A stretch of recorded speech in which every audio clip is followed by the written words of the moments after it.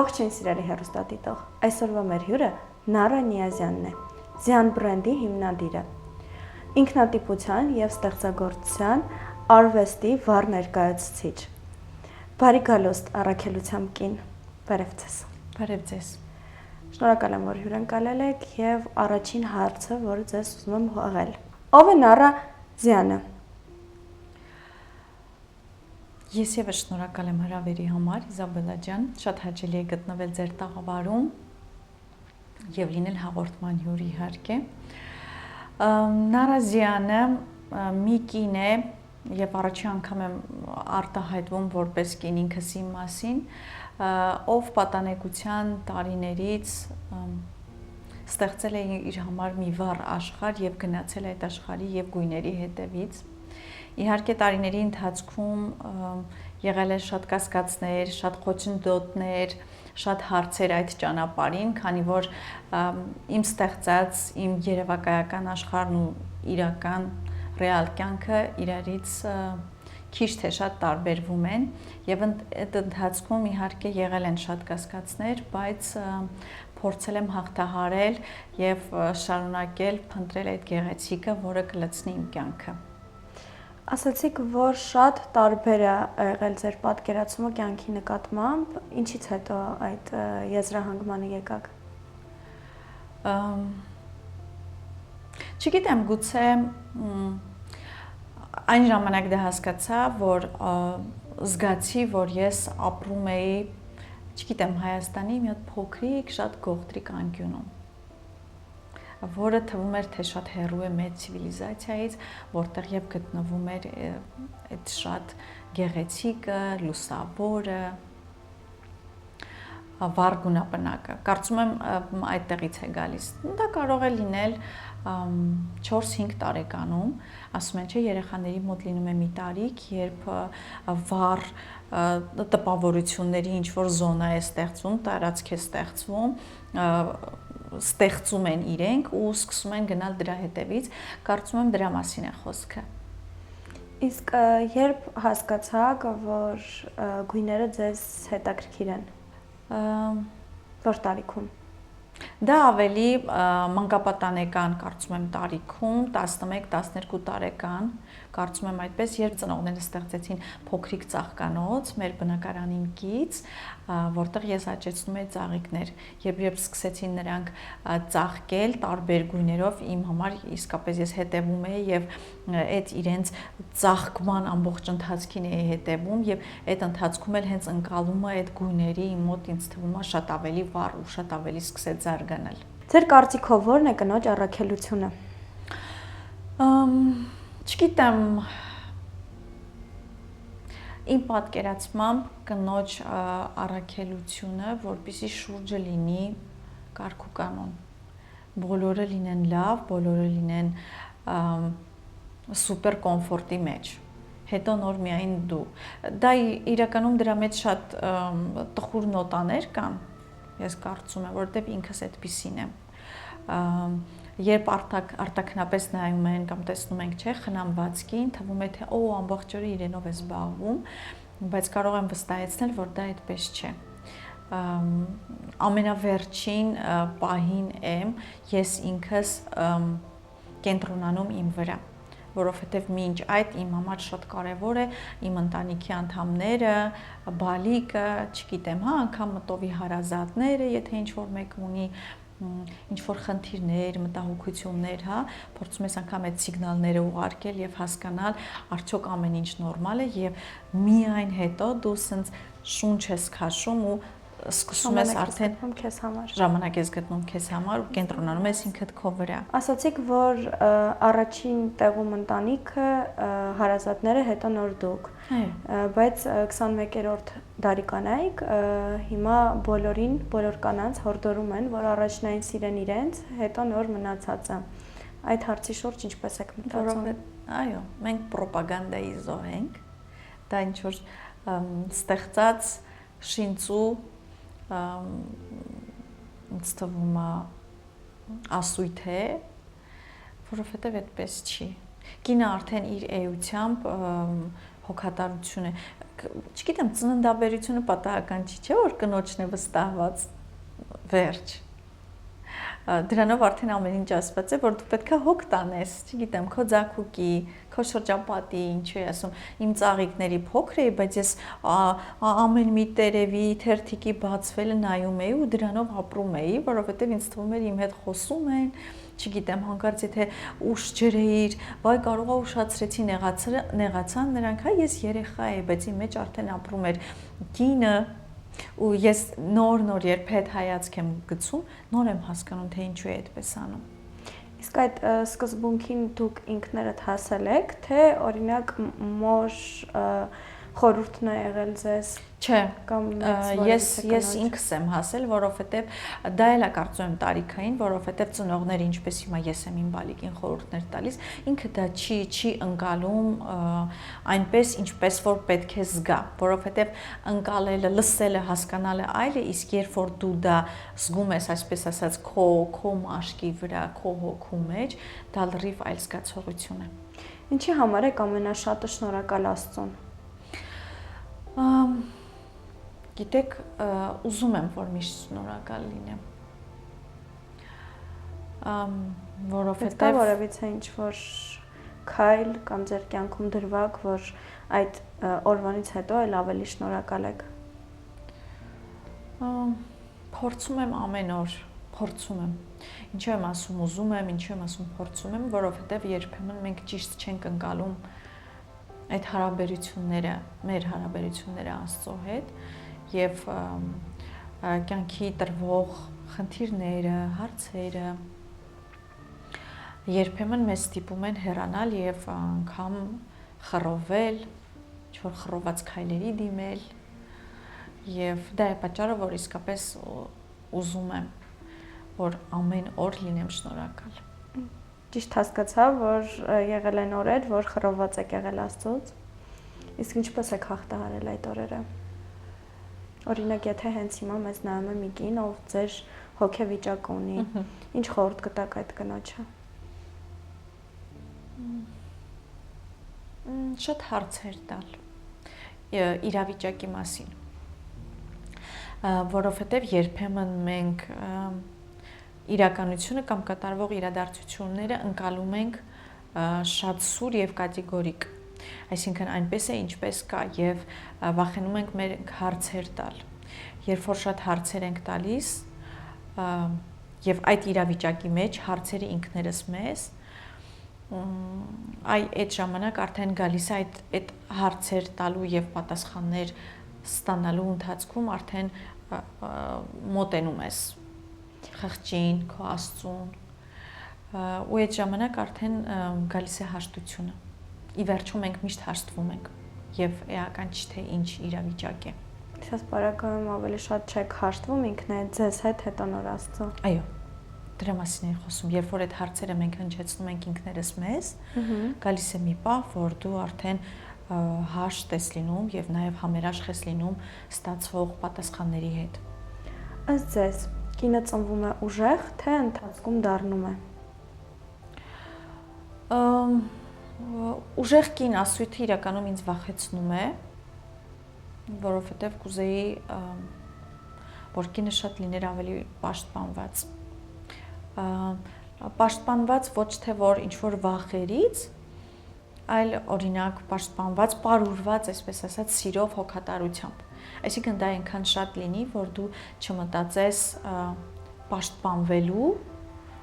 ուժով պաշտպանվելու ու ուժեղ լինելու մասին։ Չմտածես ուժեղ լինելու մասին, որ պաշտպանվես։ Եթե ճիշտ կարողացա միտքս արտահայտել, իսկ երբ որ դու պարուրված ես, այլ պաշտպան կամ պաշտպանված ես սիրով, այդ դեպքում դու չես մտածում ուժեղ լինելու մասին, որովհետև ուժեղ լինելը քո փոխարեն լինում են, հա, ուժեղ։ Այո, կարծում եմ լինում են։ Ուժեղ լինելը նաև այդ հարցակվելու մասին է, հա, ինչ-որ գործողությունների, որովհետև այդ ուժեղ լինելը կնոջ ինձ ինչ-որ մարտական դաշտ տեղափոխելու մասին է։ Թե չէ, կարող ես այստեղ մի փոքր ձեզ հետ համամիջամ, քանի որ ուժը ներքուստ է գալիս եւ անգամ ինչպես որ ասացիք ծննդաբերությունից ինձ թվում է կինը ընթացիկ դառնում է ուժեղ, որ կարողանա այդ ցավերին դիմանալ, որովհետեւ հետագայում հետ ծննդաբերական դեպրեսիաներ եւ ամեն ինչ այդ ուժը իրականում համաձայն եմ մի կողմից, բայց կարծում եմ մյուս կողմից էլ դա գիտակցումն է։ Նայեք նույն խոսում ենք, չէ՞, ծննդաբերությունից։ Դրա մասին պատմում են, չէ՞, միշտ աղջիկները իրար պատմում են, ինչ դժվար է, չգիտեմ, ցավեր, անտրամաբանական, բայց դու դա չես կարող մինչև վերջ պատկերացնել, մինչև դու այդ իրավիճակում չես հայտնվում։ Եվ այդ իրավիճակում արդեն, չգիտեմ, չես ուժեղանում, դու պարզապես պատրաստ ես լինում։ Դու մենթալ առումով քո միտքդ, մարմինդ պատրաստվում է դրան եւ հաղթահարում է, չգիտեմ։ Միգուցե դա ուժ է։ Գուցե։ Սիրո մասին ձեր պատկերացումները տարիների ընթացքում փոխվել են։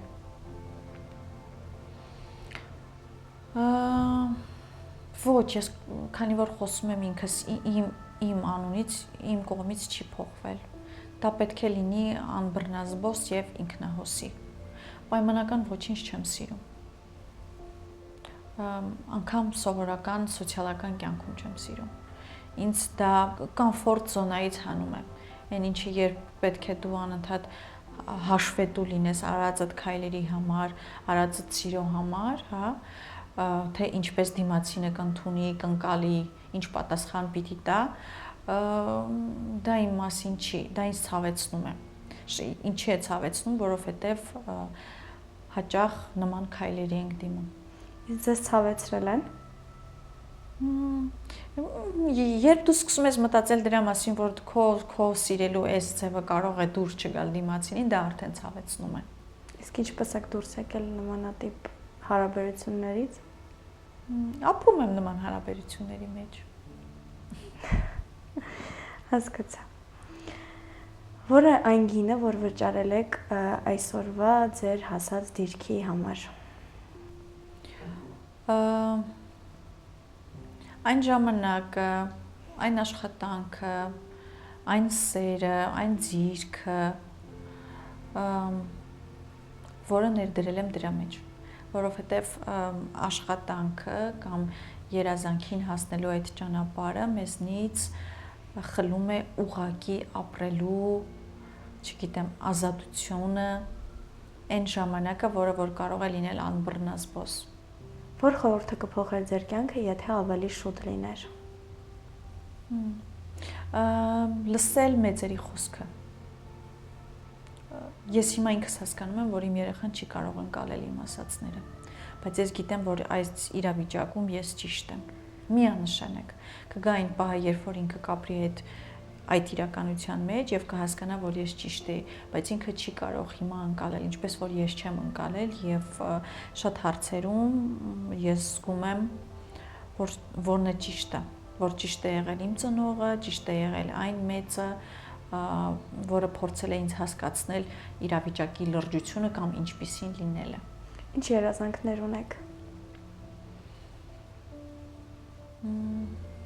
Ինչպես ասեցի, ուղղակի ապրել, անբռնազբոս, ուղղակի սիրել, ուղղակի լինել սիրված, ուղղակի միշտ լինել Աստծուն շնորհակալ լավ օրերի համար։ Ես ճիշտ եմ հասկանում, դուք ձեր կյանքում այս փուլում ունեք սիրո պակաս։ Չգիտեմ։ Դա չէ որ իմ ընկալումն է։ Միգուցե այդպես չի, միգուցե հարցնենք այն մարդկանց, ովքեր շրջապատում են ինձ կամ ընտանիքին եւ իրենք ասեն, որ իրենք մաքսիմալ սեր են տալիս ինձ։ Իսկապես, բայց մարդը խոսում է այն բանի մասին, ինչը իրեն ամենաշատը ցավեցնում է։ Այն ինչ դու չես զգում։ Ես ձեզ ցանկանում եմ այն սերը, որը դուք ուզում եք, որ զգաք ձեր կյանքում։ Շնորհակալ եմ։ Երբևէ ցանկացել եք հրաժարվել ձեր բռնած ճանապարհից։ Որ բռնես ճանապարհից։ Կան ճանապարհներ, որոնցից ուղղակի դու հրաժարվել չես կարող։ Դե օրինակ դուք ստեղծել եք ձեր բրենդը, Զյան, եւ համոզված եմ, որ բրենդ ստեղծելը շատ հեշտ է, բայց պահելը, փայփայելը շատ դժվար։ Եվ տարիների ընթացքում, եթե դուք կոպիտ ասած չեք փակվել, ուրեմն դա ջանքերի ինչ-որ արդյունք է։ Չէ, իսկապես չեմ ուզում, որովհետև թվում է թե դա գործ է, բիզնեսի մի տեսակ է, բայց չէ որ դա եւս ես եմ երկնել, դա իմ երեխան է։ Զյանը ես եմ, իմ ազգանունն է, կրում այդ ամեն ինչը։ Կարծում եմ ոչ։ Որտեղից եք ստանում ստեղծագործելու ներշնչանքը։ Կարծում եմ ապրած ամեն օրից, անցած ամեն փորձությունից, ճամփորդած ամեն երկրից, մեր բնությունից, մեր ծերագործ կանանց ձիրքից, ինչի եմ հատկապես դա նշում, որովհետև վերջին տարիներին հատկապես նման համագործակցություններ եմ ունենում ու նման հավաքածուներ եմ թողարկում,